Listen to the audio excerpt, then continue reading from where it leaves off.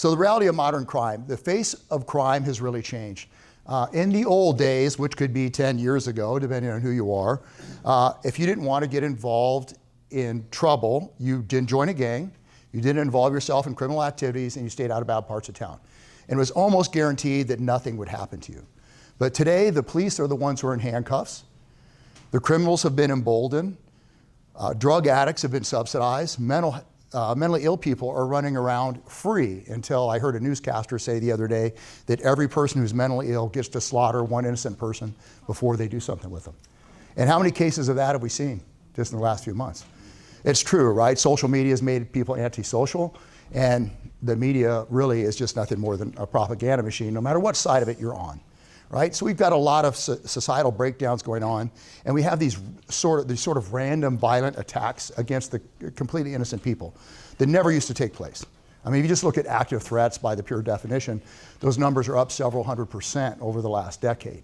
Right? So we know there's a new threat out there, and we all have to be prepared because, like I said, the police to a large degree have been handcuffed.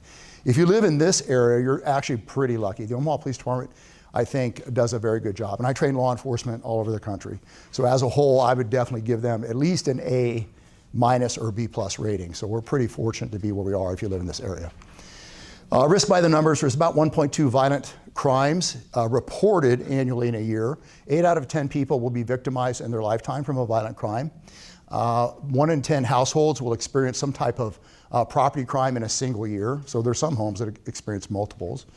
And then what's really kind of alarming here is only 41.5% of violent crime and 31% of property crime is actually reported. Most crimes are unreported and unsolved. So never think that your goal is to get the criminal captured. That's nice, that's a side goal. Your primary goal is always to defend yourself and your loved ones first and foremost. What I ask you for, or what I ask you to do, is to kind of follow what I call the protector's code. And that's just take 1% of your life and put that effort towards your personal safety and security. Just 1%. And I found that small doses of safety can increase your safety by 100% or more.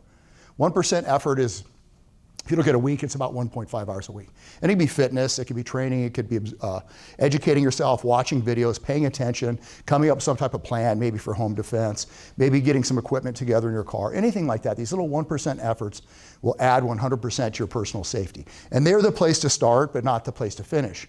For example, the news is filled with stories where I read them and I think to myself, man, a 1-minute lesson could have saved that person.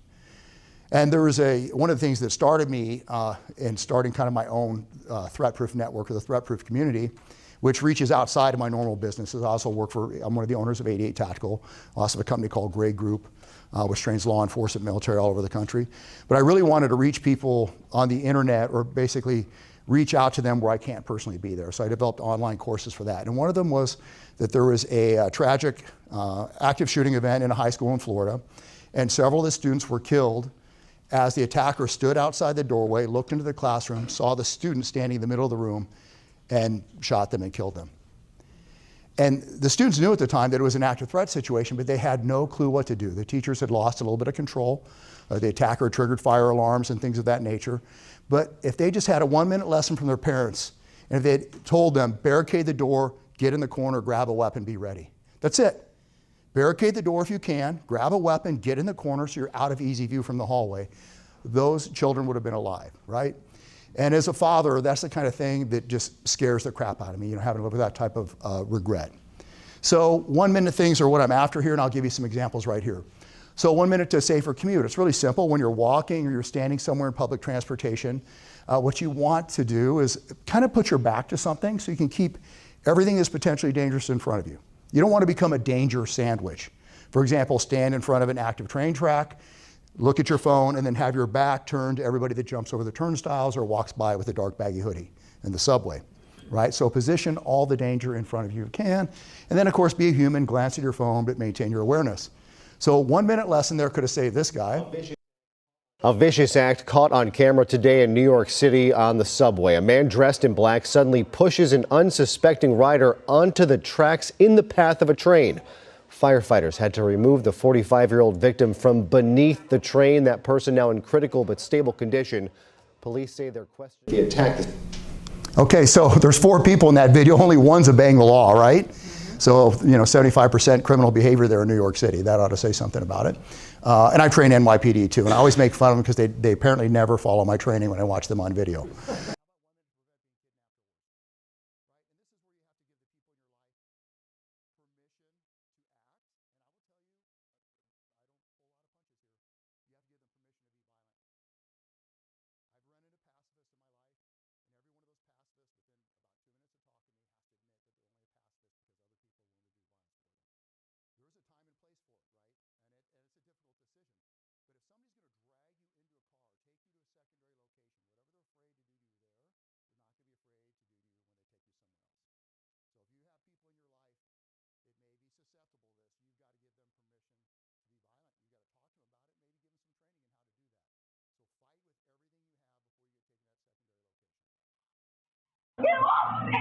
With this young woman's screams piercing the air, investigators in St. Augustine, Florida say her alleged attacker tried pushing her into a stolen pickup truck.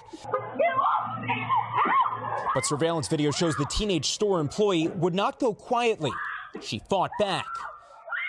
Just that I had to get away, and I was terrified that he was going to hurt me. In a video released by the St. Johns County Sheriff's Office, 18-year-old Emma Marine, in her own words, now describing the traumatic June 29th ordeal. It was just a normal day.